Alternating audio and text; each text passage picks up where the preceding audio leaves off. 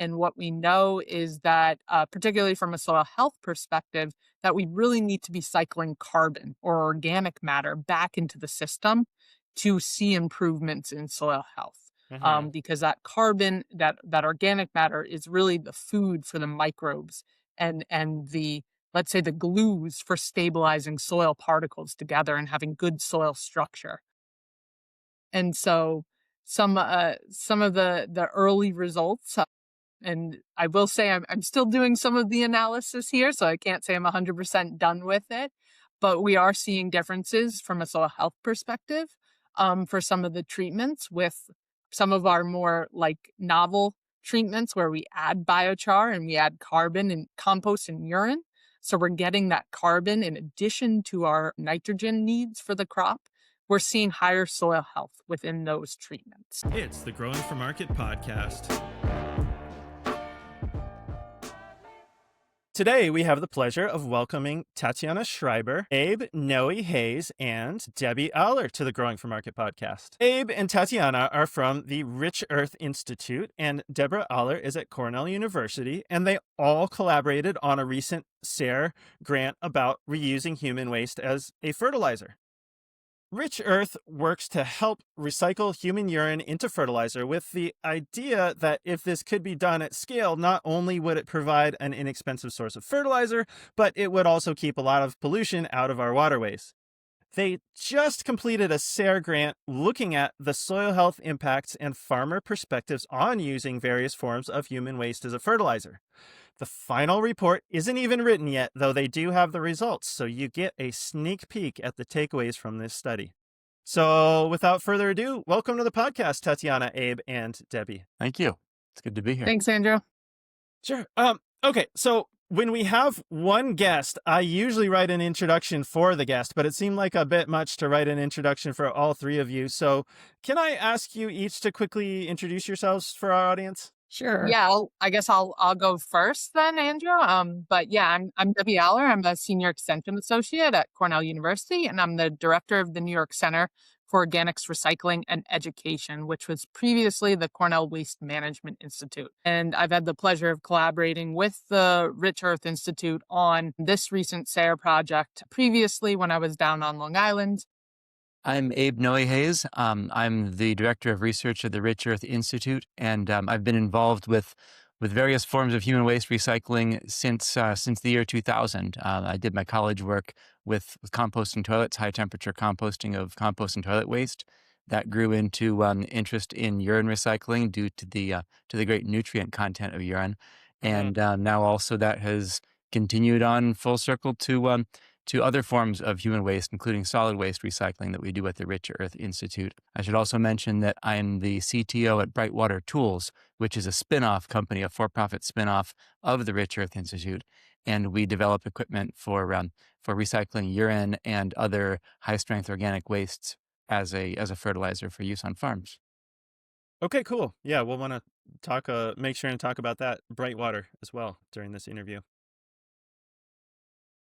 Yeah. Okay. And I'm Tatiana Schreiber. I'm the social research director at Rich Earth Institute and have been working there for a number of years. And most of my work at Rich Earth is involved with trying to ensure that the research participants that we work with are working with us as collaborators or partners. And so we often include interviews with farmers or farm advisors or consumers, customers of farmers on the projects that we work on. Some projects that aren't farm related. For the farm related ones, that's kind of what my role is usually. Mm-hmm. And I have a background in environmental anthropology and agroecology academically. And I also have worked as a small-scale grower myself, growing organics, heirloom, and unusual garden seedlings. Okay, cool. Well, and I'm glad that you're talking to the farmers on all this because, of course, if you want to get them to to do it, we got to know how they're feeling about it. So I know that's part of your grant. I'm excited to talk about that in a minute. But maybe we should start at the beginning. Can you tell me how long has the Rich Earth Institute been around and why does it exist? Sure. It was founded in 2012. I was one of the co-founders along with Kim Nace. And we started the organization with the idea of conducting a community scale, on the ground, actual demonstration of urine recycling as fertilizer. Because at that point, there were a bunch of people who used urine in their gardens as a fertilizer. We knew it worked, but there was, and there were a number of academics who are publishing papers about certain ways of processing urine or certain perspectives or models for how urine could be used, but no one was actually collecting urine at a community scale. And we thought that was a critical missing piece.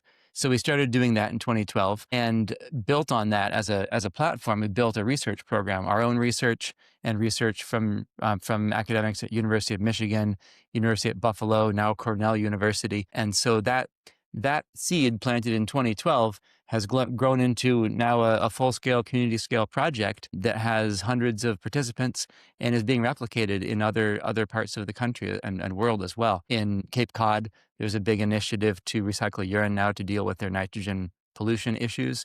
In France, in Paris, there's an initiative that drew some inspiration from us. And that was really the goal. And that was the vision from the beginning, was how can we actually collect urine from real people and get it to real farms? Mm-hmm. Okay, very cool. I've always been aware, of course, that there's a lot of nutrients in urine and in human waste in general. In fact, I used to work for a farmer who, when we would have to step off to the side of the field and go to the bathroom, he'd say, "I'm going to go participate in the nitrogen cycle." So then we all started saying that when we worked on his farm.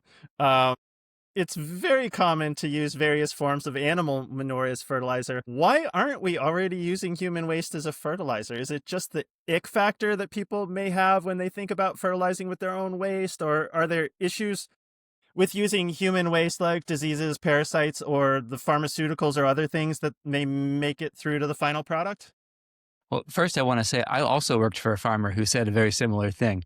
So that was one of the ways I got thinking about this in the first place. But to answer your question, why isn't it being done? What are the concerns? I think that we can look at history and see that human waste, including human urine, were used extensively, especially in Asia, but other places as well, for a long period of time. And I think that the biggest reason that declined was the advent of inexpensive synthetic fertilizer, because that was certainly a simpler way to apply fertilizer rather than all of the effort of collecting and transporting and applying human waste or its products. But what Rich Earth Institute has really picked up on and made central in our approach to it is that pollution prevention is the modern issue, because nutrient pollution is a huge issue impacting waterways all around the coast of the United States and many, if not most countries in the world. And a lot of that pollution comes from agricultural runoff. A lot of it comes from agricultural products that get sold and eaten by humans and then excreted in our waste into our toilets and then washed eventually into waterways and into sensitive ecosystems. That pollution prevention that you can create by separating those nutrients out, keeping them out of the wastewater, that is actually worth a lot more in terms of dollars and cents than the nitrogen dollar value of the fertilizer produced. So we realized that actually the reason this stopped, perhaps, that recycling human waste into fertilizer stopped largely, is because of cheap synthetic fertilizers. But the reason that it's starting up again now is the extreme expense of getting those nutrients out of wastewater once it's been polluted. Yeah. The way that we see it at Rich Earth Institute is that recycling the nutrients is an environmental and a social and a public good, but the economic driver is the need to clean up water, and the fact that diverting urine, keeping it out of wastewater in the first place, is much more economical than sending urine down the sewer pipe and then trying to sort that out at the wastewater plant. Yeah. I also wanted to respond to the comment about the ick factor. We have found in our interviews with consumers and with farmers, well, farmers in general, as you could probably suspect, actually don't have that much of an ick factor when it comes to use of urine. It's just not, it's like, so what kind of thing. But with terms of consumers, the ones we've talked to, it's really interesting to me to find out that when you explain to people the nutrient value of the urine, for a lot of people, it just makes sense. And they don't have that much of an ick factor. When it comes to feces, that's another question. People do have more of an ick factor there. And so we can talk more about that later in the conversation. But people are always saying, what about the ick factor? And I just find it interesting that in many, many interviews that we've done, we find that people don't really have, once they become comfortable. I mean, not that nobody has it, but also we have also found with our urine nutrient reclamation project in Brattleboro, Vermont, that once people start collecting urine and using it, as they become more familiar with it and get used to it, the ick factor kind of dissipates fairly quickly. I'd add one thing about that as well is that this is not the only bodily waste that's used in agriculture. Pig manure is pretty unpleasant stuff, and no one thinks twice about using that in agriculture. So I Right. think that one thing that we've realized is that when people think about the idea of recycling human waste or human urine into fertilizer, they worry that other people will think that it's unpleasant. Mm-hmm. But that's an ascribed attitude, and I'm sort of stealing some of Tatiana's thunder here. She's the one who worked that out. I don't know if you want to talk about that at all, Tatiana. Yeah, just as you said, we talked to lots of other people, and it's not just farmers, but all kinds of people who will just say, well, doesn't bother me that much, but I think it would bother, my neighbor or my friend or my parent or whatever. So that we decided to call that ascribed attitudes, attitudes that people ascribe to others is much more predominant than people's actual feelings, at least the people we've interviewed so far, which isn't doesn't represent all people. But it reminds me of another point, which is another thing that people often say is when we talk about this is that they say, well, my parent or my grandparent used to do this. Or also when we talk about people who come from other countries, they'll say, well, back in Dominican Republic, everybody collects their pee and uses it or whatever, not everybody, but it's just often people refer to someone in their past or they're aware of that it's been used, as Abe said before, for, centuries Mm-hmm. or countries. So then another remaining question is it safe? And everyone wants to know that. And there's certainly a huge difference between talking about urine and feces, because all the diseases we associate with poor sanitation, those all are derived from fecal contamination. And so there's an extreme importance in maintaining safe and thorough treatment of feces before it ends up anywhere in the environment, including in agriculture, where it could come in contact with us or our food. Urine is a different matter. It's not truly sterile, but it is not a significant source of pathogens for disease transmission. So it's safe to use in home gardens. It's safe to use in agriculture. The World Health Organization published some guidelines a few years back that explained how you could use it in home gardening with no treatment at all, as long as it's pure urine, just urine being collected, and as long as you wait 30 days after fertilizing a crop before you eat raw produce from that crop, and you wash your hands after applying the urine, then there is no significant health risk. So a lot of home gardeners do this, and I don't think there's any health risk involved in that, which is wonderful because it's something that's at everyone's disposal. We make it every day, and if we grow food, we often need a source of nitrogen, so that's a great match for it. At the Rich Earth Institute, we do pasteurize the urine. So all that said about the safety of urine, some of our urine comes from urine diverting toilets, which is a toilet with a divided bowl. The back part flushes solids, including paper and feces, into the sewer. The front part has its own drain that collects urine that goes to a tank. There's always the potential for some fecal cross-contamination. So we need to pasteurize that, and we do that with an energy-efficient pasteurizer, and also one that Brightwater Tools created and sells. Other things people are concerned about are pharmaceuticals, heavy metals, PFAS, and heavy metals is the easy one. We've been testing urine for over a decade now, and the heavy metals levels are always very low, often about 1,000 times lower than our permit allows. Pharmaceuticals are certainly measurable because people take all sorts of medicines and drugs, and we excrete a portion of that in the urine. We did a multi-year study with the University of Michigan and the University at Buffalo, and that was just published this year, finally. After much work and much revision, we finally had a version to publish, and the results were striking because the actual amount that made it through into the lettuce we were growing as a test crop was vanishingly small. The most abundant drugs that we could find in the crop were over-the-counter things like ibuprofen or acetaminophen, naproxen, that class of drugs. But in order to get a single dose of any one of those drugs, you would have to eat a salad from this test plot every day for almost 3,000 years. So it's quite a small exposure, and one that we don't believe really is that concerning. Then the remaining one is PFAS. And that's the one that's really emerging. People are very concerned about PFAS, the so-called forever chemicals. Yeah. And so we've been testing for PFAS in our urine every year. That's a requirement of our permit. And we've also been doing a lot of research on the amount of PFAS in urine and other agricultural inputs. And one significant thing that we have found is that the amount of PFAS in urine that you would apply it in a year on a farm is many, many times lower than the existing background levels of PFAS that are already in the soil, largely from rainwater or other sources. Adding urine as a fertilizer to soil will not change the levels of PFAS in the farmland to any measurable or significant amount. There are other factors that are much more important affecting PFAS on farms. Okay, well that's good to know, because I imagine people will be thinking about that. And yeah, my understanding is that unfortunately there's like a background level of PFAS that's in 99% of us already. I'm thinking like, well, if you're fertilizing with cow manure, chicken manure, pig, or anything else, like my understanding is that there's a low level of PFAS pretty much everywhere in the environment. So I guess it's good for you to make sure that it's not any higher in people. But unfortunately, the world that we live in, my understanding is there's essentially a background level in PFAS, and it's I'm glad you addressed that, because it's been a huge problem here in Maine. You're probably aware that there are some farms that were very heavily contaminated with spreading sewage sludge decades ago, but that's why they call them forever chemicals, right? Because they don't really disperse or go away in the environment. And so in fact, Maine was the first state to ban sludge spreading, and I think Connecticut just banned it also. But I know that's getting a lot of attention, and rightly so right now. So I'm glad that you looked into that. Yeah. One more thing I'd say about that, actually, before we move off that topic. Yeah.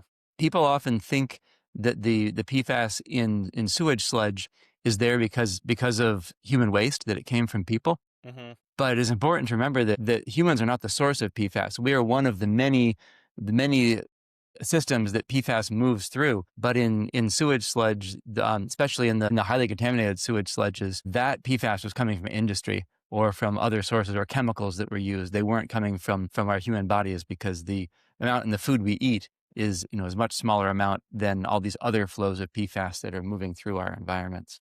Right. Yes, indeed. In fact, I can say here in Maine, I think the problem was that they were taking waste from places that were making like paper plates and things like that. And I guess they were putting PFAS in the paper plates so that the grease, like when you're at a picnic or whatever, doesn't bleed through the paper products. And they didn't realize that, of course, that was going through this waste stream. And that's how you've got some farms that are very heavily contaminated with PFAS. So the point is, it's not coming from people, it's going into people potentially. So I'm glad that you verified that. One thing I didn't realize was how many nutrients are going into the waterways post sewage treatment, because sort of like as a farmer perspective, I was thinking of it like, ooh, like I'm getting rid of all these good nutrients. Plus also here in the middle of Maine, we're on septic, but I didn't realize, I mean, it makes perfect sense now that you think of it, but I did not realize that a lot of waste treatment plants are treating the human waste, sanitizing it, and then putting it off into waterways. Because I think we're all familiar with the dead zone that's in the Gulf of Mexico from fertilizer. And I always was thinking about all the runoff from the fields, that runs off into the Mississippi.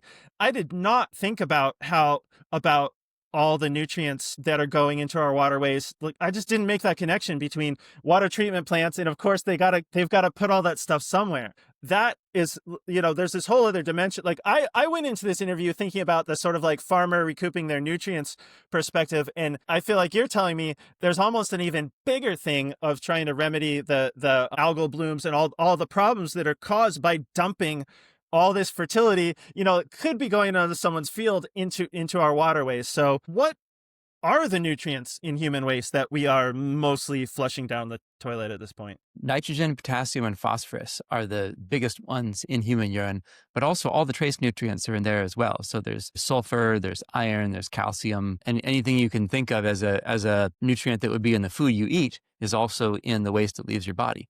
And the urine is particularly high in nitrogen. That's the largest amount. So it's a high nitrogen fertilizer. And that nitrogen, after the urine is stored for a little while, is typically available as ammonia. So it's a highly soluble, highly available nutrient. It leaves our body as urea, turns to ammonia as it decomposes. And then there's different processes that can convert it into nitrate. So all those are part of the suite of what's available depending how you process it.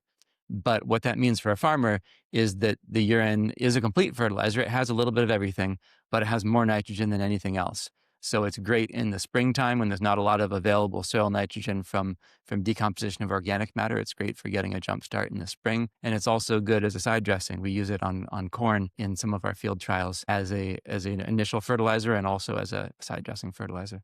Mm-hmm. And in terms of how much is there, we did an analysis a few years back for the New York Times for their Earth Day edition, looking at how much food can you grow, and our favorite example was a loaf of bread. You can grow an entire loaf of bread from the amount of urine you create in a day. So if you imagine, that's a big chunk of your diet. If you can make a loaf of bread every day from what you're peeing into the toilet, that's quite a reversal. Yeah, that's a real amount of fertilizer right there. Mm-hmm. And I know a lot of farmers talk about closing the circle of inputs, and like, so you could start at home with that. Yeah. And now let's take a minute to hear from our sponsors. It's with their generous support that we can bring you the podcast for free. So you got your soil tested, or you need your soil tested. It's time to contact Ohio Earth Food. Since 1972, they have been growers' trusted source for organic soil amendments to apply before you plant to prevent those deficiency symptoms that limit production. Their knowledgeable staff have all been a part of certified organic operations and can help you choose the best products for your soil and deliver or ship them right to your farm. With locations in Northwest Ohio and just north of Madison, Wisconsin, Ohio Earth Food wants to be your partner for organic inputs. Don't count on luck this year. Start your seeds in the Seed Catapult potting soil and put their Revita fertilizers in your beds, and rest assured that your plants will have all the nutrients, stimulants, and energy for whatever comes their way. Feed your soil and let your soil feed the plants. Visit them at ohioearthfood.com. Are you ready to make 2026 your most productive growing season yet? Hi, I'm Emily from Tillmore, and we're here to help you get there. And I'm Aaron. At Tillmore, we offer practical tools for every scale. Planting to cultivation, soil amendments, harvest tools, and now even bird control. We can be your one-stop shop for all your vegetable and flower growing solutions. And if you're not sure what's right for your farm, we offer free consultations to help dial in weed control and overall workflow. One unit growers are especially excited about is the Super E, our electric cultivating tractor. It's quiet, powerful, and makes precision weeding a whole lot easier. We're also proud to bring TerraTech's full catalog of high-quality tools to growers across the U.S. At the end of the day, we care about helping farmers succeed and stay profitable heading into the new year. Learn more and book your free consultation at tillmore.com. Hey, it's Lindsay from Grown By. There are a lot of farm sales platforms out there, but there's only one that's cooperatively owned by farmers, and that's Grown By, your all-in-one solution to simplify farm sales. I'm proud and excited to share 2 new features now available on top of the tools you already know and love. Number 1, our customizable CSA box builder.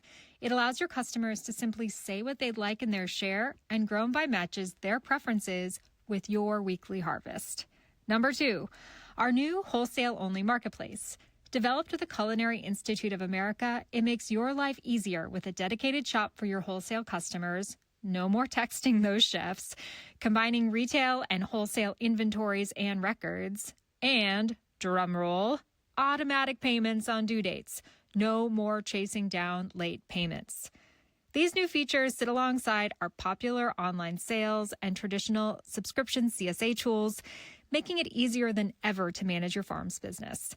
As you start to get ready for next season, we'd love to hear from you and see if our cooperative can be a partner in growing your farm. Visit us at grownby.com. That's GROWNBY.com.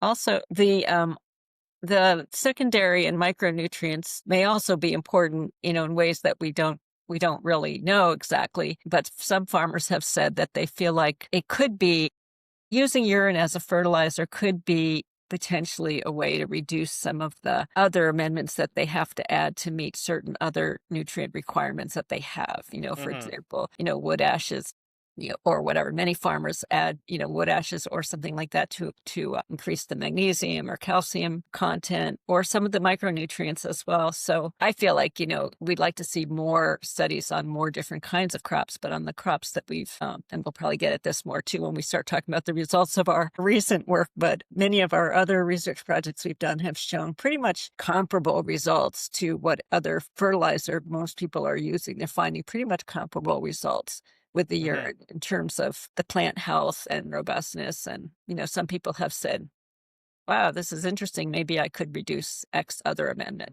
Yeah. Well, that would be the dream, right? Is to replace whatever else you're putting on with what you're making. So I want to talk about the SARE grant project you just completed, but before we get into it, I feel like we should define our terms of what you're actually applying as fertilizer. In the grant, you talk about using biosolids, derived biochar, and source-separated human urine.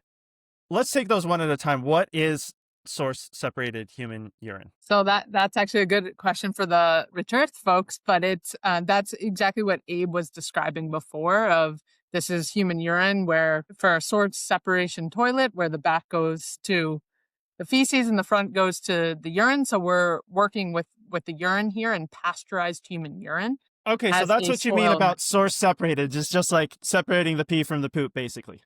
Rather that we're separating it at the toilet is the source. So rather than mixing the urine and the feces in with the flush water, because that's something that's come up in terms of confusion, people think, is it separation of the pee and the poop, or is it separation of the human waste from the wastewater?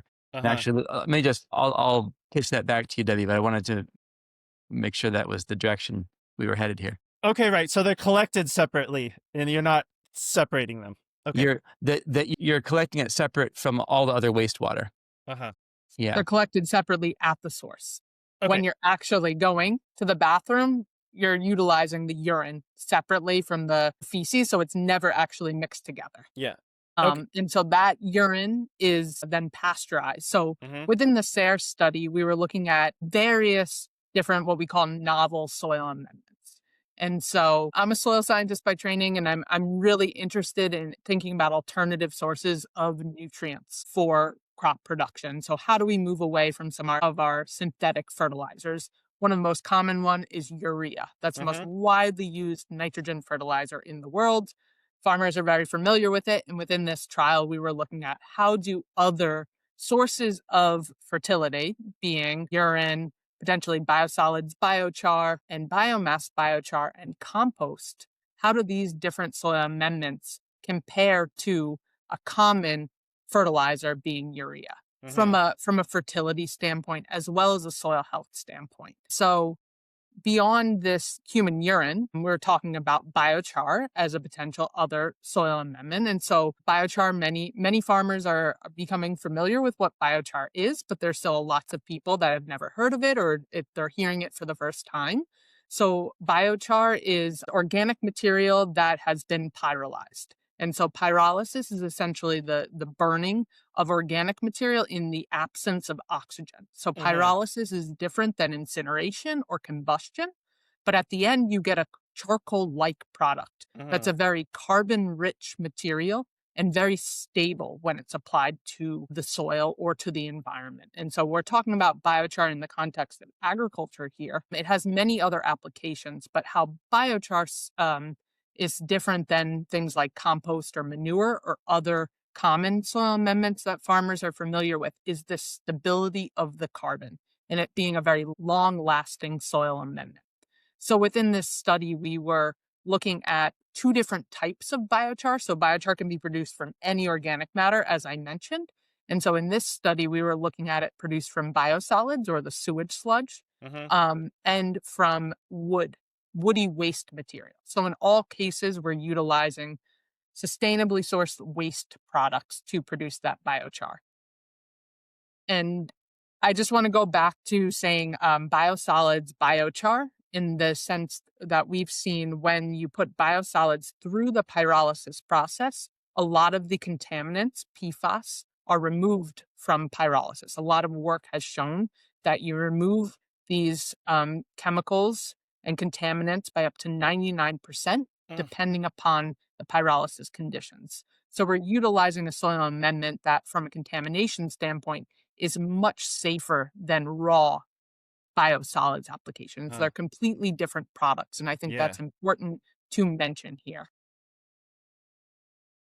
Okay, so that's why you're burning or doing pyrolysis to the biosolids, is because that deals with the pathogens and contamination issues. Yes, there's a lot of evidence that pyrolysis destroys PFAS compounds and you don't have other contaminants within that end product. So we're not talking about biosolids as a raw land application of biosolids, these class A biosolids. We're talking about biochar produced from biosolids, which eliminates these contaminants and that being safe for soil application. Okay.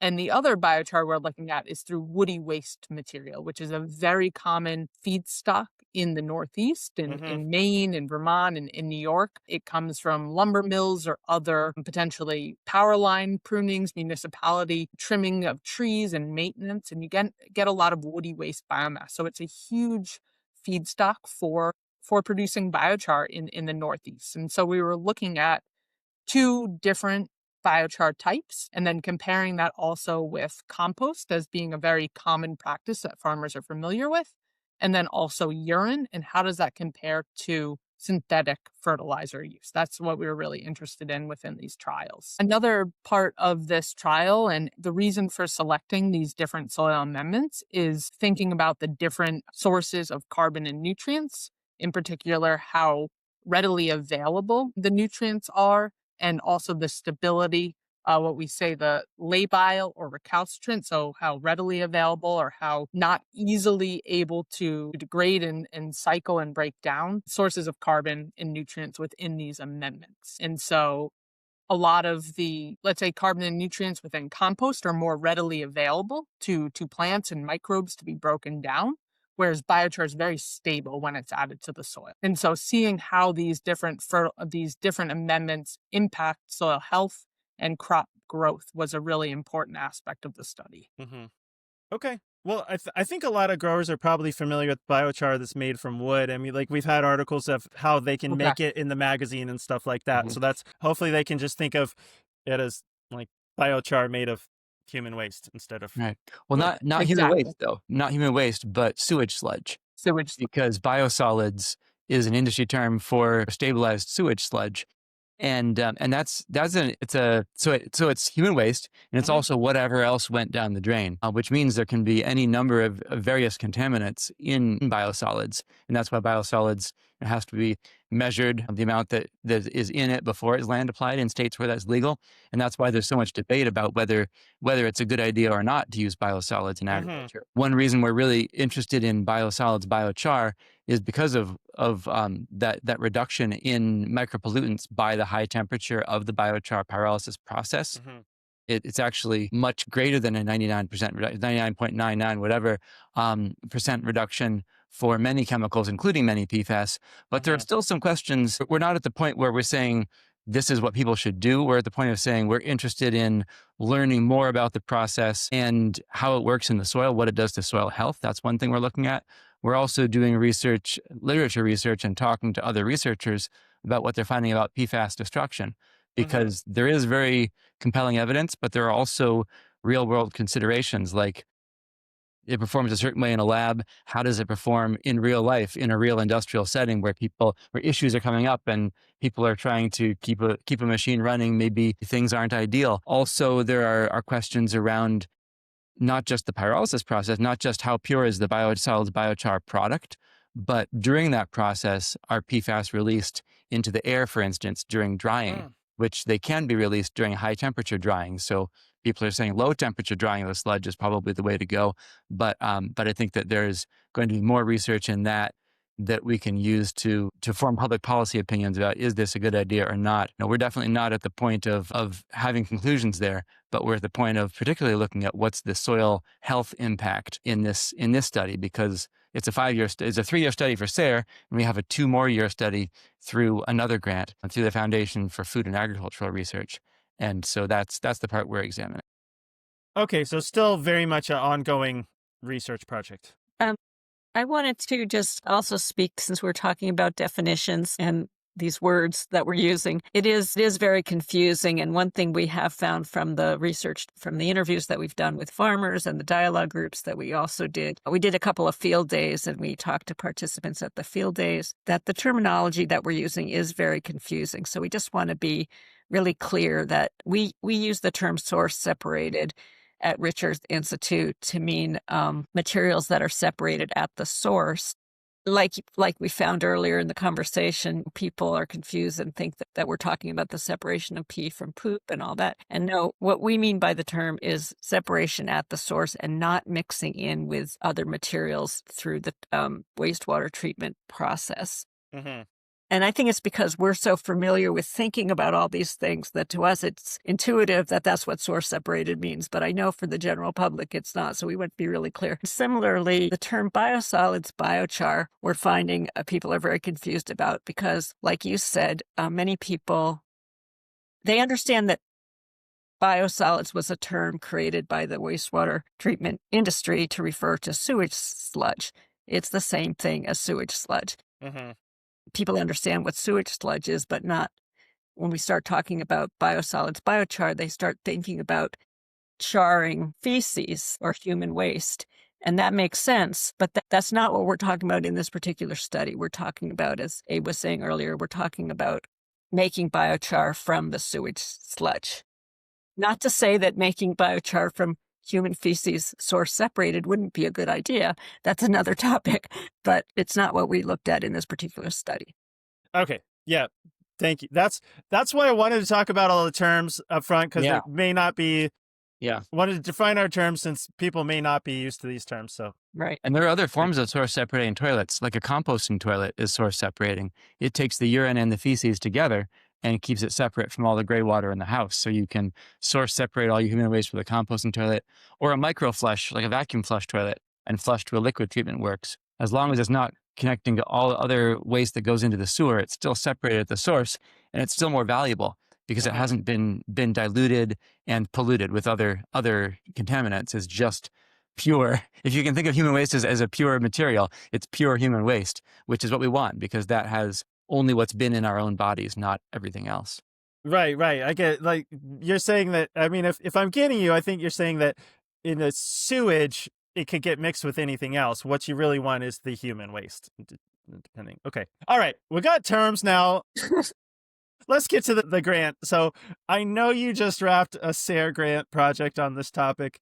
Can you tell us how that was conducted and what you learned? Sure. So within this study, we were evaluating these different soil amendments and the impacts on crop yields, being a corn silage crop is what we were growing, as well as soil health. And so this trial started in 2022 was the first year, and it was replicated at a farm in Vermont and on Long Island, actually at the research farm down on Long Island. So we had 2 different site locations or production environments. So corn silage was grown at both of those sites. And we were then there, these were randomized replicated trials at both of these sites, comparing these 9 different treatments. So all of our treatments with the biochar compost urine were compared to a no fertilizer control, as well as urea being the most common fertilizer used. And in each year, or at the beginning and end of the 3 years, we measured soil health utilizing the Cornell Comprehensive Assessment of Soil Health. And when we measure soil health, we're probably, all the listeners are familiar with this, we're talking about not just the chemical aspect properties of the soil, but the biological and physical properties as well. And those really being the important parameters to measure when we're talking about soil health. And so what we're finding here is that there are differences in our treatments. And what we know is that, particularly from a soil health perspective, that we really need to be cycling carbon or organic matter back into the system to see improvements in soil health. because that carbon, that organic matter is really the food for the microbes and the, let's say, the glues for stabilizing soil particles together and having good soil structure. And so some of the early results, and I will say I'm still doing some of the analysis here, so I can't say I'm 100% done with it, but we are seeing differences from a soil health perspective for some of the treatments with some of our more like novel treatments where we add biochar and we add carbon and compost and urine. So we're getting that carbon in addition to our nitrogen needs for the crop. We're seeing higher soil health within those treatments. Mm-hmm. And similarly, when it comes to crop yield, and a lot of farmers are, hey, what's happening to my crop at the end of the day with these amendments? That we've seen that these amendments are performing equally as well as synthetic nitrogen fertilizer, our urea. And Mm-hmm. so while we're not necessarily so far seeing an improvement in crop yield, we're seeing equal performance to synthetic fertilizer. And I think that's really, really promising when it comes to utilizing these at a larger scale within the agricultural landscape. Yeah.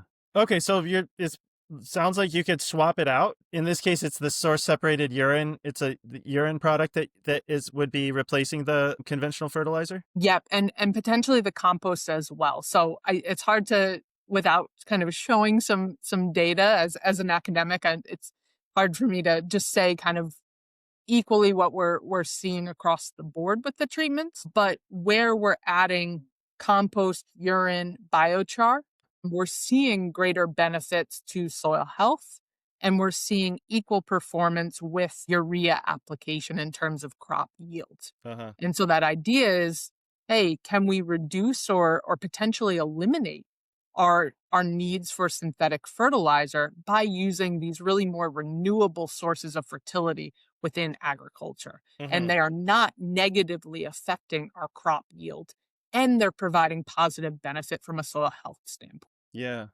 Yeah, okay. And I think a lot of people in our audience probably are aware of how important soil health is for healthy crops.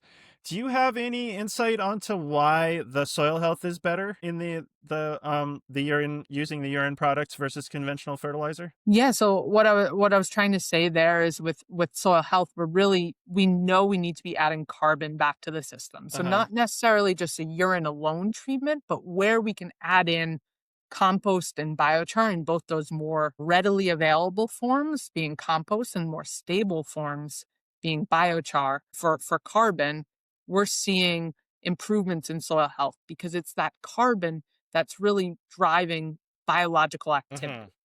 And so when we add, I use, well, to some degree, carbon and organic matter a little bit interchangeably. Farmers tend to often, they measure organic matter. Yeah.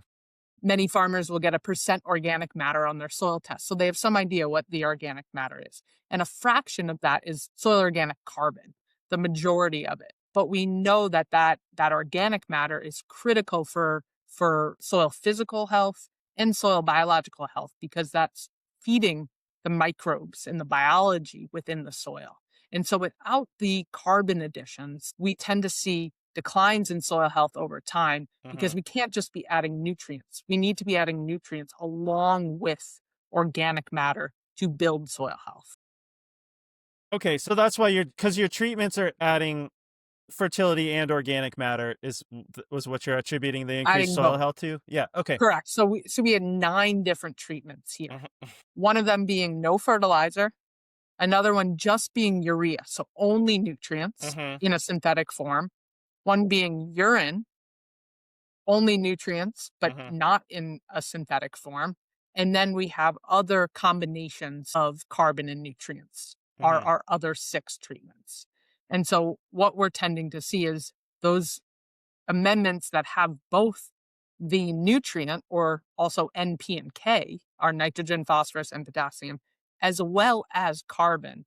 That's where we're seeing the improvements in soil health. Okay, well that makes sense then. And I guess, I mean, I feel like what you're doing is like proof of concept. You know, you're like, you should be able to get the fertility from the urine and organic matter from the other stuff.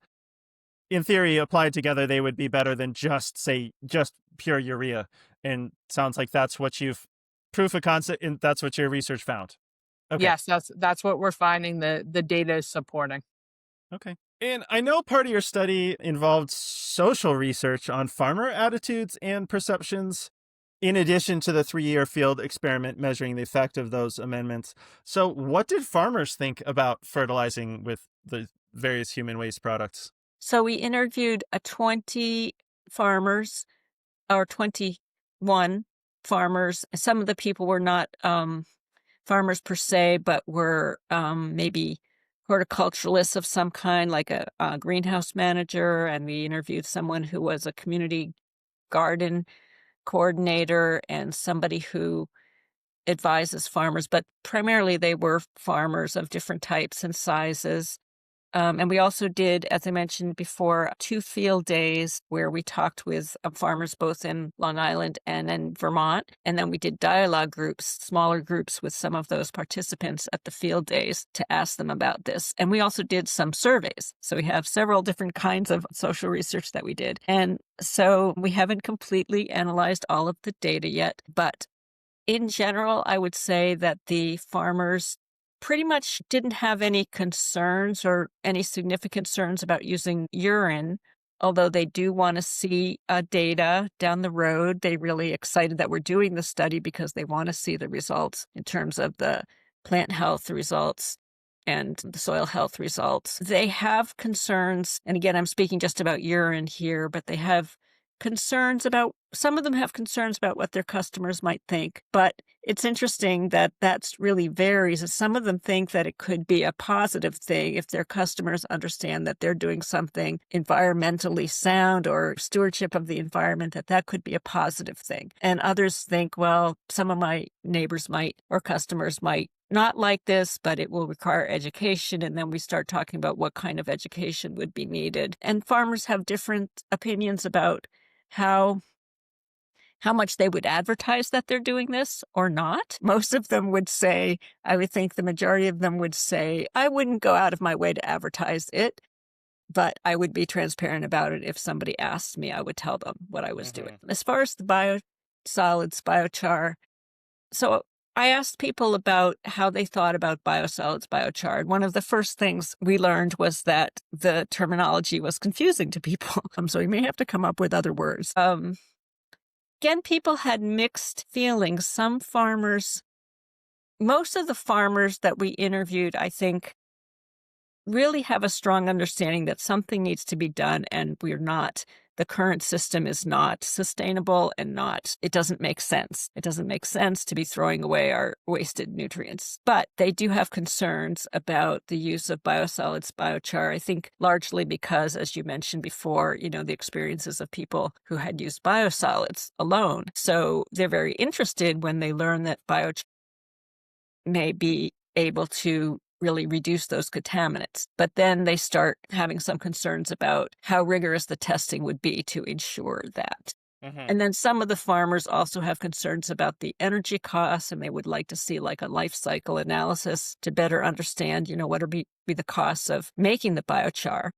And then when I ask people about how they feel about biosolids, biochar versus what Debbie referred to before as biomass biochar, which is basically biochar using some other source of organic matter, then people had questions about that. They had to give that quite a bit of thought as to, the benefits of using one over the other. Some people really thought using biosolids, biochar makes a lot of sense because otherwise what's going to happen to these biosolids? They have to go somewhere. You have to do something with them. And some people think, and why are we taking woody debris and turning it into biochar? We should be just leaving that in the woods or doing something else with it, So there's a lot of different opinions about it. And I think a lot of that has to do with what type of farmer the person is or how long they've been farming. Or for some people, it has to do with what kind of soil they have and what they think is going to be most useful to them in their soil conditions. And then also how accessible these materials are going to be, because some people feel if they're going to be driven a long way or, require a lot of transportation, then it doesn't make sense for me. But if I could get these materials locally, that could be great. Mm-hmm. So there's a lot of difference of opinion, and we're going to be trying to do some correlation to see if we can figure out, what kind of farmers are saying what, to better understand this. Mm-hmm. Another maybe not intuitively obvious thing about the biosolids biochar is that it doesn't have much available nitrogen, but it Mm-hmm. has a lot of available phosphorus. So in land that needs phosphorus, that could be a benefit. If there are places where phosphorus has already been over applied, then you wouldn't want to use it for reasons totally unrelated to the biochar or the biosolids aspect, but just that high phosphorus content aspect. Right. Also, there are other potential non-agricultural uses for biosolids biochar. So there's overlapping in terms of agriculture and wastewater management, but it can be used for pigments, for ink. It can be used in other processes. It can even be used as a filter for removing contaminants, because there is some active bonding that can be done. That the biosolid has some bonding ability. There's also even some studies pointing to the ability of biosolids biochar to immobilize PFAS that are already in soil. So it's kind of is not all super intuitive. There may be situations where adding biosolids biochar or any biochar potentially to soil could soak up PFAS that are in the soil and immobilize it. It's a really interesting question. As I said, it's not something we have conclusive opinions on, but it puts a lot of dynamics into motion that are very interesting and potentially useful to explore. One thing I want to clarify with biochar, and I think that's a little confusing for folks, is that when people hear biochar, they think it's one thing, but biochars are very diverse. Like I've said, biochars can be made from any organic material that's a waste material. So we're not talking about, when we're talking about woody biomass biochars, we're not talking about cutting down trees or anything like that. We're talking about materials that would otherwise be entering the waste stream in some capacity. And so with biosolids, one of the perks with actually creating biochar in general is we get a tremendous reduction in the mass and volume of the material itself. So even if the biosolids biochar ends up not being a good or agriculture doesn't end up being a good application for biosolids biochar, and those biosolids still need to be landfilled because the majority of biosolids are currently landfilled. Or I can only speak for New York, actually, but I think that's generally true elsewhere. But if we could pyrolyze them and create biochar, and then they go back to the landfill, we're greatly reducing the volume and mass associated with that material, even if it does need to be landfilled. So as Abe and Tatiana mentioned, there's tons of other benefits to actually producing biochar from these waste materials. And I wanted to add to that when I mentioned that some farmers talked about their soil conditions. And we also asked farmers what soil health indicators were important to them. And, as you can imagine, some of the ones that farmers mentioned are reducing, compaction, increasing nutrient retention, making soils more resilient in the face of drought, water holding capacity, all of those things. And biochar for some soils could be really helpful in that regard. So people were, I think in upstate, Debbie, and this was interesting, we actually haven't talked together about the soil health, the farmer interview results that much. So we're just sharing that now. But some of the farmers in upstate New York, in the Adirondacks, for example, were saying that their soils were very nutrient poor. If they could do anything to improve the nutrient retention over time, they would want to do it. And they also liked this idea of, with biochar, as I understand it, you can do like a one-time application, and that might be good for a number of years. So that was interesting to them as well. So biochar has the capability to enable slower release of some nutrients and longer term retention of those nutrients in the soil. So that was interesting to farmers as well. Right. Okay. Any kind of biochar kind of like can hold on to soil nutrients, right? Okay. And one of the aspects of this study that sets it apart from other biochar studies is that it's a many-year study, and it applies biochar a little bit every year. So rather than putting down a bunch of biochar in one or two applications, we're putting it down every year over a period of 5 years. So we just finished year 3. We're a little over halfway through, but we still have 2 more years with this other funding from FFAR that will let us see the cumulative effect. And one of the things that motivated us to do this, or one of the ideas we wanted to investigate, is the idea that it sticks around and it builds up over time. So we're applying at levels comparable to the compost organic matter, but the compost keeps breaking down and volatilizing, which is what compost does and should do. But the biochar sits in the soil, and every year it's like adding to a bank account where we're just putting more and more in. We're never withdrawing. And so after 5 years, we have cumulatively 5 applications of biochar in there. And over time, that has the potential to build up soil organic matter levels higher than you would if you were constantly adding that same amount of material, but as compost, something that can break down. But of course, the compost has other benefits in terms of feeding soil biology. So that's why we wanted to look at the soil health effect of those 2 different approaches, and not just 1 year or 2 years, but over a 5-year period. Yeah, well, that's really cool that you have. It's kind of a long time, a number of years that you can take data from, since of course, most people are farming for the long term, right? So it's very important to look at those long term effects. So that's great that you're able to run the trial for that many years. Are there ways for farmers to make these products on their farms, or do they need to be sourced from some kind of processing company? Debbie, do you want to talk about biochar? Yeah, I can talk about biochar here. So yeah, actually a lot of farmers make their own biochar at small scale. I work with a number of farmers, more so here in New York State, because I'm both located in Ithaca, but I work across New York State and collaborate obviously beyond New York State. But a lot of farmers are making biochar themselves and using it within their systems. This happens quite a lot with our perennial fruit crops, like our orchards and vineyards, where they have annual prunings that come from these crops. And then they'll end up basically pyrolizing that material and putting it back on their farm. And actually one of the best uses and ways farmers are utilizing biochar is actually mixed with compost, because we tend to see synergistic effects when we add biochar to compost, either at the beginning of the composting process or at the end of it. And so, it's exciting that farmers are actually making biochar themselves, even if it's small batch. They are basically making it, and that's one of the benefits of biochar too, is that it can be made at any scale, from small scale kilns or just kind of open systems on farm, all the way up to really integrated bioenergy facilities. And so on farms, it's small batch, kind of utilizing it kind of on the annual basis on their crops, or blending it in with compost.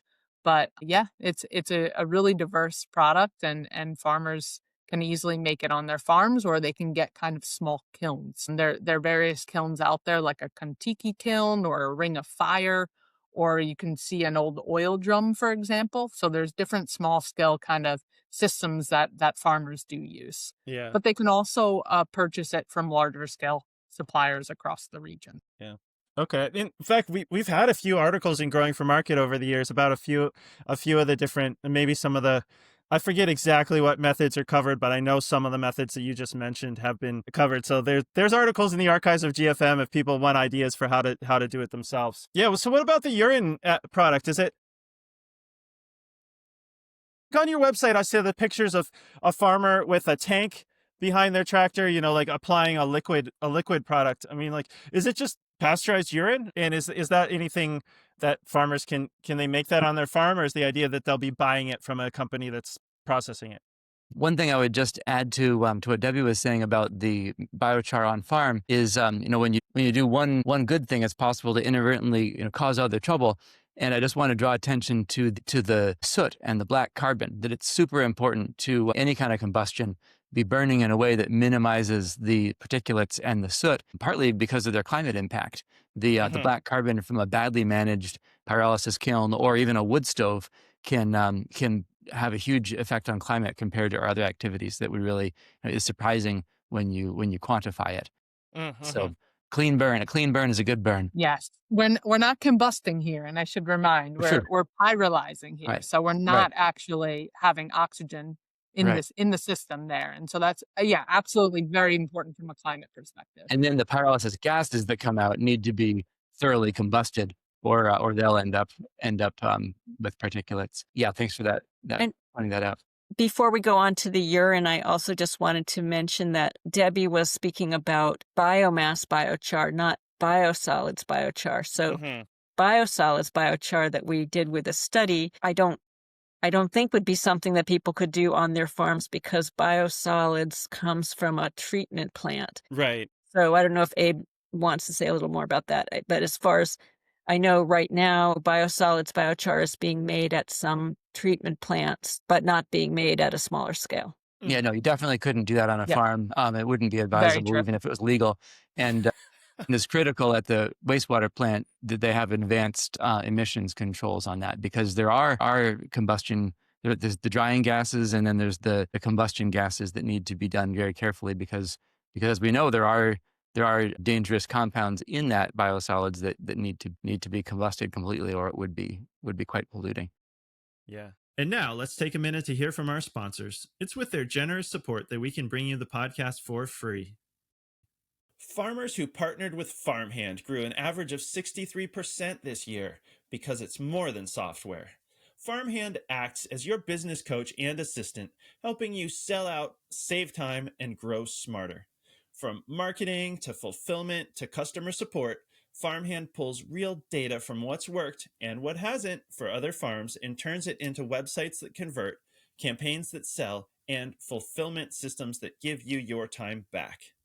Curious what that looks like? Meet the founder, Ari, at farmhand.partners/GFM and see the same insights and support the fastest growing farms rely on every week. That's farmhand.partners/GFM. A well-built high tunnel is one of the smartest investments a small farm can make. It protects your crops, extends your season, and keeps income rolling in even through winter. Nifty Hoops builds complete Gothic high tunnels that are easy to install and built to last. Their easy, bolt-together construction makes setup straightforward and efficient, whether it's a small backyard hoop house or a dozen large production-scale high tunnels. Especially through their community build option, where professional builders work alongside your crew, family, or neighbors to build each structure, usually in a single day. Most growers go with Nifty's full setup: steel-framed end walls, roll-up sides, baseboards, double plastic with inflation, automated vents, and real doors, all priced to make the best choice the easy one. Nifty is a small crew out of Michigan using U.S. steel and working hands-on with growers across the country. They'll help evaluate your site, handle NRCS paperwork, and if they're building with you, they'll even float your cost share until after the build. Visit niftyhoops.com to learn more. Farm more seasons. Grow more food. Nifty Hoops. Seven Springs Farm Supply has been the market gardener's supply company for over 30 years. Their catalog includes a complete selection of organic fertilizers, pest and disease controls, growing mixes, and cover crop seed. Their experienced team is ready to help you problem solve and find the right solution for your farm and your goals. Seven Springs is committed to providing growers with superior products and service because they understand that their success depends on your success. Request a free paper catalog and learn more at www.sevenspringsfarmsupply.com. From December 17th through December 31st, Seven Springs is running its annual winter sale. Use code SNOW10 for 10% off. In terms of the urine on farms, in our project, all the urine we distribute, we bring first centrally to the Rich Earth Institute, and then we process that under a permit from the state of Vermont. Characterization is the method we use to control pathogens in case they are present. We don't know that they are, but we want to make sure that if they are, they're destroyed. And then we test it for nutrient content and we distribute it to farms. So whenever you see the Rich Earth tank and the urine going onto a hayfield or going into a cornfield, that's the urine that we have collected from hundreds of urine donors and processed and distributed. People also, though, do use it on their own gardens. And I know some farmers use it on their own farms. The Food Safety Modernization Act applies to many farms. Some farms have exemptions. So there's definitely issues around the regulations in that sense. And also there are local or state wastewater regulations that govern use of urine as a fertilizer. So in general, anyone who wants to start collecting urine beyond their home garden scale would be well advised to find out what the regulations are. And the Rich Earth Institute has helped people do that. it's often beyond what a farmer would want to do if they just wanted a new source of fertilizer. It's really something that a motivated organization or mission-driven farm or a community would want to set up in order to realize all the environmental benefits. But there's certainly work involved in getting the permits and in collecting the urine, processing it. So, that's something we want to see done more and more, but it really exists on two scales. One is the hyper-local home garden scale, and the other is when there's an organization that wants to make it a project and put some resources into it and realize some environmental benefits. Uh-huh.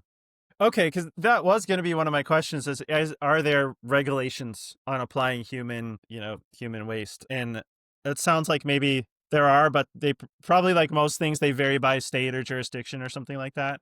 Yes, the state, sometimes in some states, even by county. There's the old adage that, anything that isn't illegal is legal, meaning that illegal things are defined by there being a law that says X is illegal. And so unless you do such and such, you cannot use such and such without a permit to do so. In the case of urine, no one has really written rules or regulations about urine fertilizers. So it's this square peg in a round hole. It just sort of falls into the lattice work of all the other regulations that apply to wastewater management or to on-site wastewater or to health codes or plumbing codes, things like that.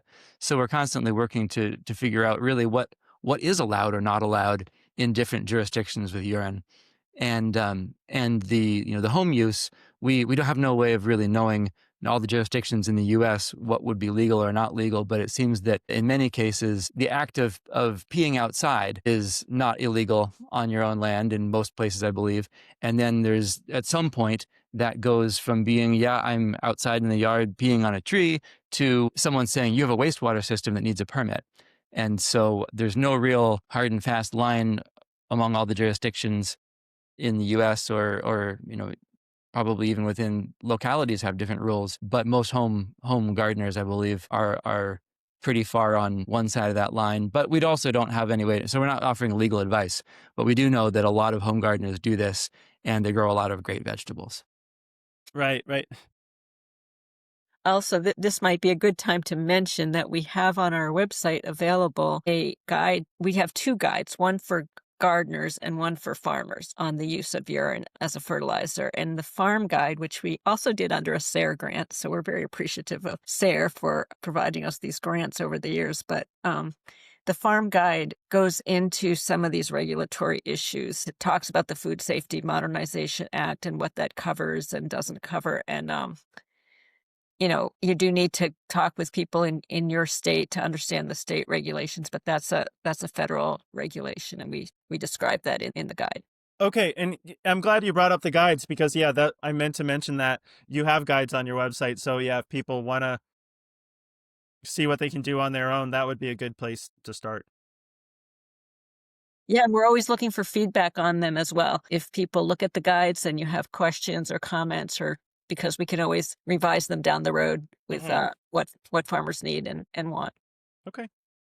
What about organic regulations? I know it's always good if you're going to add anything. It's always good, even if it's on the OMRI list, to ask your certifier, make sure it's permitted. But do you know, are there regulations in the National Organic Program regulating this kind of stuff? That's a great question. And it's a question that we have asked also and have not gotten a clear answer on yet. What it hinges on largely is the fact that sewage sludge is prohibited from use on organic farms. Like, that's very clear. That's part of the initial legislation or initial regulation laid that out. Genetic engineering and sewage sludge are prohibited. Source-separated human urine is very different from sewage sludge, but it is also not explicitly allowed by the organic rules. And so there's a sort of an uncertainty around whether it is permissible under organic regs. And that means that a farmer, if they're being cautious, is not going to go out on a limb with something that is in a gray area. And in certifying agencies, different ones may have different opinions. It may be that some certifying bodies or organizations will say, yes, we understand it's not sewage sludge. It's it's a manure. It's a manure from a human animal. You can use it. Another one might say, well, it's still human waste. We don't want to certify that. So we would really, as a long-term goal, really have inclusion of source-separated human urine as an organic fertilizer. I would love to see that. A lot of organic farmers would love to see that. Tatiana, do you want to say anything about what you've learned from conversations with farmers? Yeah, the farmers, and Debbie may also have thoughts about this because you work with a lot of farmers, but in our interviews, we've talked with a lot of farmers. And I would say also relevant to this study that we just did, the SARE study, that the people who talk to us who are the most interested in participating in our studies are often the more sort of ecologically or environmentally oriented farmers. And so like Abe said, if they're organic, they often say, well, like he said, I don't want to go out on a limb. I don't want to use it. There may be options to use it on an experimental basis. So there you would need to talk to your certifier in your state to see if they would allow that. But it's often these farmers who are in the category of organic, not certified, who you probably are very familiar with. Many farmers are in the category of, I use organic methods, but I'm not certified for this, that, or the other reason. And those are the farmers who are most interested in using it. So, and then we've asked farmers, do you think this should be certified under the National Organic Program? That's a question that I've been asking in these interviews. I would say the majority say yes, they think it should be, but they also have doubts about whether it would be, whether it could be through the process, the existing process of getting things approved. Just because we would have to provide a lot of data showing that the safety but it could be. We just don't know. So that is an area that we want to investigate further as to what would be the best approach to trying to get it approved. But I think most people think that it should be allowable. And that's why the study is important, because we're looking at the soil health impacts, because organic isn't just about prohibited and allowed substances. It's also about supporting the soil and its health. And so the outcome of this study will help show what effect urine has, and maybe in recommendations, like I wouldn't recommend that any farmer, organic or otherwise, use just urine as the only fertility management method. Some sort of organic matter, whether it's going to be a cover crop or an added compost, which is what our study is also confirming. Yeah. I would like to add about the National Organic Standard when it comes to biochar applications, that manure-derived biochars, so biosolids and any biochar made from manure, is not permitted through the National Organic Standard. Okay. Organic farmers can't use those materials. They can use biochar produced from woody waste materials and other biomass products, but biochar produced from manures, it's not allowed by the National Organic Standard. Okay. But there are biochars out there that are OMRI certified, and that you can definitely have that approval for organic farmers. Right. But specifically, it's manure. So biochars produced from manure feedstocks that are not permitted on organic farms. Okay. Thank you for. But other types of biochar are permitted on organic farms, and there are specific biochars that are OMRI certified. Right. Okay. Because they're pyrolyzed wood. If I'm using it's basically burned, or like, I realize burned isn't the right term. I really want to say burned. It's pyrolyzed wood. Burn's a lot easier for people to say and think about it. Yes. Yeah. It's and part of it is because we know, manure is a huge source of fertility for organic farmers, but specifically it's not, you can't modify it to be biochar produced from manure for organic farms. Okay. What about peeing on your compost pile? Like, what if someone's listening to this interview, they're like fired up, they're like, want to stop wasting those nutrients? If you have if you're amassing materials to make a compost pile, could you pee on it? Like, we have an outhouse on my farm. We could add another bucket and say, pee here. Like, would that increase the nitrogen and potentially, I know you said phosphorus, potassium, and micronutrients. Like, if you collected your urine and dumped it on your feedstocks before you started composting it, I get most people would want it. Like, I think it would, just like if your feedstock was raw animal manure, you would want it to go through that composting process. I'm like, am I wrong to say like 1 + 1 = 2? Like, you could just put urine on your compost feedstocks and then like let them go through the composting process? I'm thinking you would get higher nitrogen compost. as the finished product? Maybe I'm totally wrong about that. Yeah, you'd be adding nitrogen, and you'd be adding water, also some other nutrients. And the question is, does that compost pile, that particular compost pile, want more nitrogen and more water? Mm-hmm. So if it's a food waste compost pile, then typically no, you wouldn't want more of either of those things. If it was a leaf pile, then that would be great. We did some SARE-funded research, Rich Earth Institute did several years back, on making compost out of urine and shredded leaves, raked up leaves Mm-hmm. from the autumn, shred them up and mix them with urine, and that made a wonderful compost. Mm-hmm. So yeah, it depends on whether the compost needs those two things. Mm-hmm. Also, it depends on whether that urine is going to run. If you're dumping a whole bucket of urine on something, it could run right through into the ground, and then Mm-hmm. you would just be putting those nutrients into the ground rather Yeah. than the compost pile. But yeah, it's just one more. It is like cow urine or horse urine or any kind of urine. If your compost pile needs moisture and needs nitrogen, then yes, it would definitely supply those very well. Mm-hmm. But actually, let me add on to that. But we typically recommend that people use urine in liquid form because people may not have it takes a big compost pile to take 120 gallons of urine that a person makes over the course of a year. But you can apply that in liquid form directly to the soil next to a crop that needs the nutrients, because it is immediately available nitrogen, potassium, and phosphorus. And as long as that soaks into the soil and you water it in, or the soil is moist already, the ammonia will stay safely in the soil and feed those plants directly. So often I think it's better to make compost separately, have a nice high carbon compost you can apply as mulch, or give to the soil as organic matter, and then apply the urine where you need it, when you need it, in the amount you need. Because that's actually one of the benefits of having it in liquid form, is you really get to be selective about where you put it. Okay.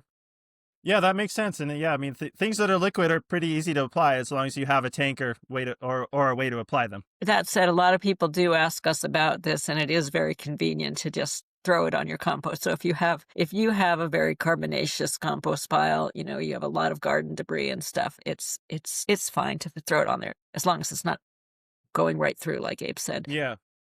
And also, just to mention that the Food Safety Modernization Act that we talked about before, it doesn't apply if you're just growing the food for yourself. And there's also income limits. Like it applies to produce on farms, but if your income is under a certain amount, it doesn't apply to that. So, so can be practically used by small scale growers or homesteaders. Okay, right, because the Food Safety Modernization Act, or FSMA, applies to make sure food is safe that people are growing to be sold. So, yeah, pretty much, people in their gardens can do whatever they want. Right, exactly. Well, people in the gardens aren't regulated by that rule. I just want to be careful not to speak in authority, saying, you listener out there in a certain place, you can legally do this. We don't really know what the rules are in all the places, but we can talk about what's safe, and we can talk about the rules we know about. So that's really all we can do. Okay, fair enough. Yeah, I think good point. All right. Well, so what I'm hearing is that this technology works as well as fertilizer, and it potentially even has soil health benefits beyond just straight chemical fertilizer. Like urine might be better than urea in some ways. I feel it seems like you're well on your way to proving proof of concept. I know there's two more years left on your study. So it seems like you're proving that it works. What's the next step for all this? What's the next step for the Rich Earth Institute? So based on this research, what would progressing with this technology look like? That's a big question, and multidimensional. At the Institute, we have a lot of different projects going, some of them very technical and farm-based like this, some of them social in terms of research, or social in terms of education and outreach. I can talk about what I think are some of the most exciting avenues right now. One of them is another urine processing avenue. We have a urine processor. It's a passive urine processor made out of charcoal, biochar actually, woody biochar. And we trickle urine through that, and it transforms the ammonia into nitrate. Half of the ammonia turns into nitrate, and it eliminates all the odors, eliminates all of the turbidity, the cloudiness, and you end up with this crystal clear, still yellow, but crystal clear, odorless material that is a very nice fertilizer that I think anyone would react to it as like, this is quality stuff. It's not, there's nothing about it that would turn a person off due to its like actual characteristics. So I think that that's exciting about making urine fertilizer available to people more in a in a retail setting or in a home setting or in the setting where like you could there's nothing to object to, I guess was what I say. Urine fertilizer, the pasteurized urine we make certainly has an odor. It dissipates quickly, and on a farm it's not a problem. In a garden, typically it's not a problem either. But there's something about making this charismatic, sort of deluxe, high quality material that I think is giving urine its due. It's truly turning it into this gold liquid. Someone would say, "Wow, that's amazing." So that's one thing, and we want to do more research on that and develop that into a larger capacity device. The other is on the supply side, because we have a lot of farmers who like using urine. We have more farmers who will take urine than we have urine to give to them. But where does it all come from? And in Brattleboro, we're very fortunate. We have a community of people who are excited about recycling their urine. It's this next level recycling. They want to see that happen. They go the extra length to recycle their urine through our program. But for urine recycling to become more mainstream, I think it has to be driven by more practical reasons and motivations. And so we're excited about work that's happening on Cape Cod right now because they have this extreme nitrogen pollution problem where their coastal ponds, their embayments are being just overrun with algae. They're toxic algae. The dogs die if they drink the water sometimes, and they smell. It's a massive problem. And they're looking at a multi-billion-dollar price tag for sewering the entire Cape. And there's strong interest on the Cape now of using urine diversion as one of the tools to meet their nitrogen reduction quotas that they have mandated by the EPA. So that's a location where it looks like urine diversion is in the process of being implemented to solve an urgent and pressing and expensive problem. And I think that's an exciting next step for a place where it's motivated by wanting to do the right thing to a place where it's actually solving a crisis, or partially it's part of the solution to a crisis. And I think that's a place where the approach has a chance to mature in a way. There's municipalities that are involved. There are all sorts of institutions that are involved in supporting this. The Massachusetts DEP, Department of Environmental Protection, has funded this project, and towns are involved.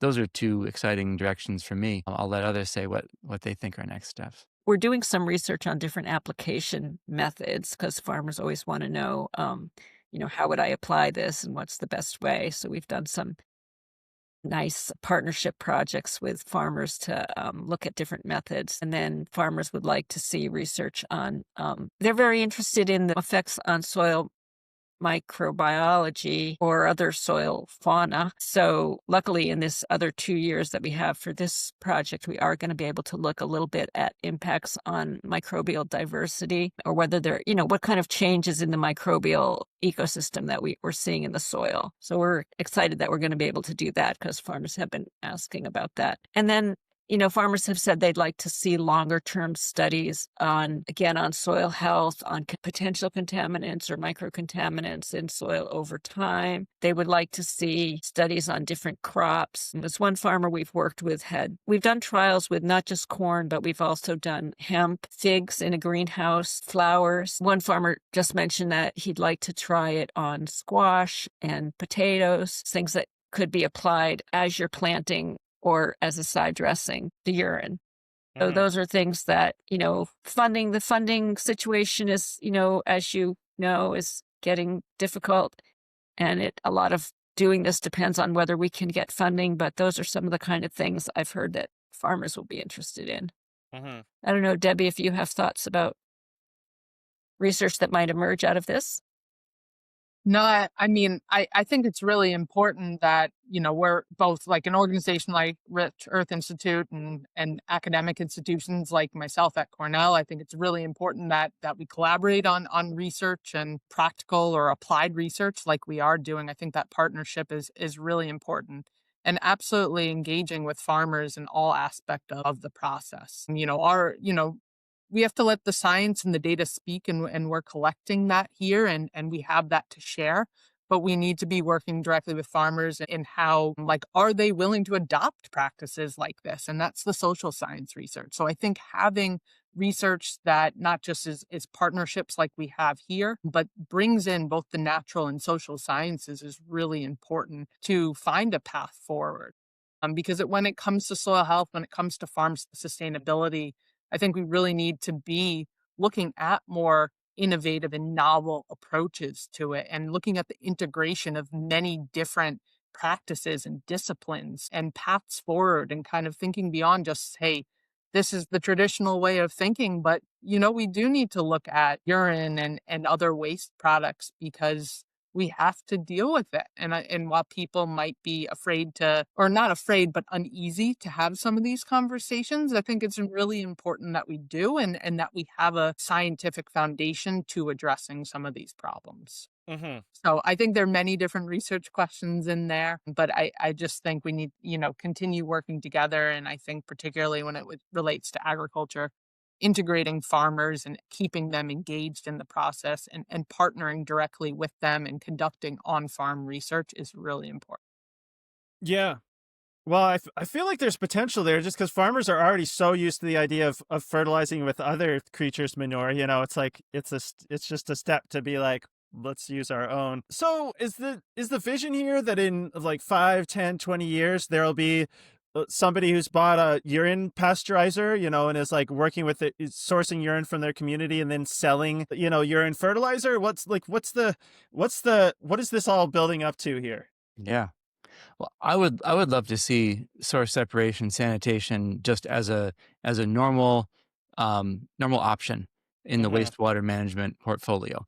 And so that's what we're working toward, and that's what Cape Cod is important about because that's a place where they have a lot of options, a lot of different systems for wastewater management on site or centralized, and we're seeing where urine diversion fits in. And so I think that it's something where there'll be some settings where urine diversion is the best and the most cost effective option, or people just want that one because they want to do the recycling option. And then the tools will be available. The permitting pathways will be already traveled, and people will be able to say, "Great, we'll file for that. We'll get the equipment, and we'll hand out the literature to the folks to choose to have this kind of toilet and have a project." The vision of the Rich Earth is that we try to do all the hard work and make all the mistakes and fall down all the different rabbit holes, and then come back up with information from the process, so the next group doesn't have to do that, because it's been a tremendous amount of work over the last decade plus to do this. Hmm. And there's nothing that I would recommend, that any little town that wanted to deal with nitrogen undertake that, because it has been a massive research project. But we're a research institution. That's our purpose. And our goal is to make it easier for the folks who want to do it in their community for their own reasons. Yeah. Well, that makes sense. I mean, you pretty well convinced me that it would be good for farmers and it would be good for the environment to, stop putting all this fertility straight into the environment. But I can see how having, I know like doing something the first time is usually the hardest, and so I can see how finding a community like Cape Cod, for example, that like has this pressing problem, like they have a need to fix this, if they could try it out, and if other people can look to that project and see like, oh, it works, that might be what you need to just get the ball rolling in more communities to adopt that technology. I wanted to make sure and ask you about Brightwater though, because I know you said that you have this other separate company, I guess, and so do you want to tell us a bit about like what you're doing with Brightwater? Sure, yeah. Yeah, so Brightwater is a spin-off company from the Rich Earth Institute. It was able to form through a National Science Foundation grant to pursue freeze concentration as a method for making concentrated fertilizer out of urine. Mm-hmm. So I'm the chief technology officer over there. I'm also part owner of the company, so that's important to mention. And we make we make processing equipment. It also can be used for processing other high strength wastewaters like digestate from an anaerobic digester or other materials that are rich in nutrients. And so Mm-hmm. Brightwater makes a pasteurizer, a freeze concentrator, and a carbon filter that can be mixed and matched. And urine is the market that we just installed one for over in France, just outside Paris. There's an organization that is pursuing urine diversion in Paris, and they need to process that urine. And so they're using one of the Brightwater pasteurizers. The point of Brightwater is to have equipment available when a community or an organization wants to do urine diversion, they Mm-hmm. can just order the right equipment and install it and use it according to the manual and get pasteurization or get freeze concentration. So no one has to start a project and invent things at the same time. Yeah. Yeah. It'll be nice if people won't have to reinvent that wheel if they want to, they can get it from you. Okay, cool. Well, that's the questions that I had for you today. Is there anything I should have asked you or that you'd like to say before we let you go?